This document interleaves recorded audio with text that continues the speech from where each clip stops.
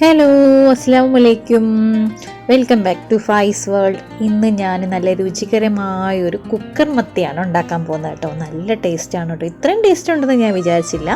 അപ്പോൾ എല്ലാവരും ഈ റെസിപ്പി ഒന്ന് മസ്റ്റായിട്ട് ട്രൈ ചെയ്ത് നോക്കിയിട്ട് കമൻറ്റ് ചെയ്യണം കേട്ടോ. നമ്മുടെ നാട്ടിലൊക്കെ മത്തി കിട്ടുന്ന സമയങ്ങളിൽ ഇതുപോലൊന്ന് ഉണ്ടാക്കണം. അത് നമ്മുടെ നെയ്യുള്ള മത്തിയാണെങ്കിൽ ഉണ്ടെങ്കിൽ കേട്ടോ പൊളി ടേസ്റ്റാണ്. ഇത് ഞാൻ എടുത്തേക്കുന്ന ഒരു നെയ്യുള്ള മത്തിയാണ് കേട്ടോ.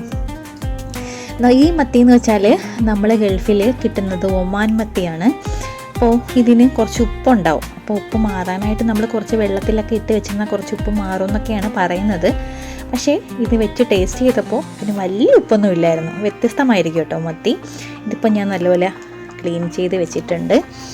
ക്ലീൻ ചെയ്ത് കട്ട് ചെയ്ത് ഇനി നമുക്ക് ഇത് അരപ്പ് പുരട്ടണം. അരപ്പിനായിട്ട് മുളക് പൊടി, മഞ്ഞൾപ്പൊടി, കുരുമുളക് പൊടി, ഗരം മസാലപ്പൊടി. ഇതിന് ഉപ്പ് ചേർക്കുന്നില്ല. നാട്ടിലുള്ളവരൊക്കെ കുറച്ച് ഉപ്പ് കൂടെ ചേർക്കണം കേട്ടോ. ഉപ്പ് ചേർക്കാത്തതിന് കാരണം അറിയാമല്ലോ, ഇതിൽ കുറച്ച് ഉപ്പ് ആൾറെഡി ഉള്ളതുകൊണ്ടാണ് ഞാൻ ഉപ്പ് ചേർക്കാത്തത്. പിന്നെ നമ്മൾ ആദ്യം ഒരു കുക്കർ എടുക്കുക. കുക്കർ എടുത്തിട്ട് അതിൽ ഉലുവ കരിഞ്ഞു പിടിക്കുന്നതിന് മുന്നേ വേണം കേട്ടോ ഇതൊക്കെ ചെയ്യാൻ. കുറച്ച് ഉലുവയിൽ കുറച്ച് വെളിച്ചെണ്ണയാണ് ഞാൻ ഒഴിക്കുന്നത്. ആഹാ, നല്ല മണം കേട്ടോ. വെളിച്ചെണ്ണയിൽ നമ്മൾ ഉലുവയൊക്കെ വറുത്തെടുക്കുമ്പോൾ സൂപ്പർ മണം. ഇനി അതിലേക്ക് കുറച്ച് കുഞ്ഞുള്ളി ആയാലും മതി, സവാള ആയാലും മതി, കുറച്ച് അതിലേക്കിട്ട് ഒന്ന് വഴറ്റിയെടുക്കാം. അതിൻ്റെ കൂട്ടത്തിൽ കുറച്ച് ഇഞ്ചി വെളുത്തുള്ളി പേസ്റ്റോ ചതച്ചതോ എങ്ങനെയായാലും മതി, അതും കൂടെ ഇട്ട് നമുക്കൊന്ന് വഴറ്റിയെടുക്കണം. അതും കൂടെ ഒന്ന് വഴറ്റിയെടുത്ത് പിന്നെയാണ് നമ്മുടെ മത്തിച്ചേട്ടന്മാർ ഇതിലേക്ക് നമുക്ക് വെച്ച് കൊടുക്കാം.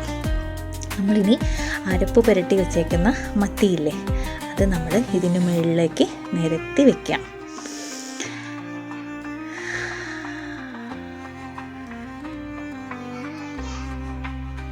ഒരുവിധം ഇതിൻ്റെ ബ്രൗൺ നിറമായിട്ടുണ്ട് കേട്ടോ. ഒരുപാട് ബ്രൗൺ നിറമാകൊന്നും വേണ്ട, ഒന്ന് ജസ്റ്റ് ഒന്ന് സോൾട്ട് ചെയ്താൽ മതി. നമുക്ക് അരപ്പ് പുരട്ടിയ മത്തിയെ ഇതിൻ്റെ മുകളിലോട്ടൊന്ന് വെച്ച് കൊടുക്കാം. നല്ല ടേസ്റ്റാണ് കേട്ടോ. എല്ലാവരും ഒന്ന് ട്രൈ ചെയ്യണേ. ഇത്രയും ടേസ്റ്റ് ഉണ്ടെന്ന് ഞാൻ ഇപ്പോഴാണ് അറിയുന്നത് കേട്ടോ മത്തിക്ക്.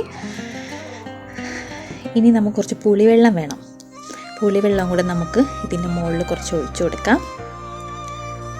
ആവശ്യത്തിന് കുറച്ച് മതി. ചിലർക്ക് നല്ല പുളി വേണമായിരിക്കും, ചിലർക്ക് പുളി അധികം ഇഷ്ടമല്ല. അപ്പം അവരവരുടെ ഇഷ്ടത്തിനനുസരിച്ച് പുളിവെള്ളത്തിൻ്റെ എമൗണ്ട് എടുക്കാം. ഇനി കുറച്ച് കറിവേപ്പിലയും കുറച്ച് പച്ചമുളകും ഇതിൻ്റെ മുകളിലോട്ടൊന്ന് വിതറി കൊടുക്കുന്നുണ്ട്.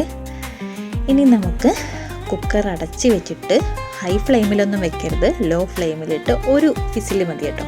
ഒരു വിസിൽ കേൾക്കുന്നവരെ അടച്ച് വെച്ച് ഒപ്പം ഒരു വിസിലായിട്ടുണ്ട്. ആഹാ, നമ്മളെ മത്തി റെഡി ആയിട്ടുണ്ട് കേട്ടോ. പഴങ്കഞ്ഞീരുടെ കൂടെയും നല്ല ചൂട് ചോറിൻ്റെ കൂടെയൊക്കെ വേറെ ഒരു കറിയും വേണ്ട. നിങ്ങൾക്ക് കാണുമ്പോൾ തന്നെ തോന്നില്ലേ, നല്ല ടേസ്റ്റാണ്. നല്ല ടേസ്റ്റുള്ളൊരു റെസിപ്പിയാണ് കേട്ടോ. അപ്പം എല്ലാവരും മത്തി കിട്ടുന്ന സമയത്ത്, വീട്ടിൽ മത്തി വാങ്ങുന്ന സമയത്ത് ഒന്ന് ഉണ്ടാക്കി നോക്കണേ. അപ്പോൾ വീഡിയോ ഇഷ്ടമായെങ്കിൽ ലൈക്ക് ചെയ്യുക, ഷെയർ ചെയ്യുക, സബ്സ്ക്രൈബ് ചെയ്യുക. അപ്പോൾ ബൈ. അടുത്ത വീഡിയോ ഇട്ട് വരുന്നവരെ എല്ലാവർക്കും ബൈ.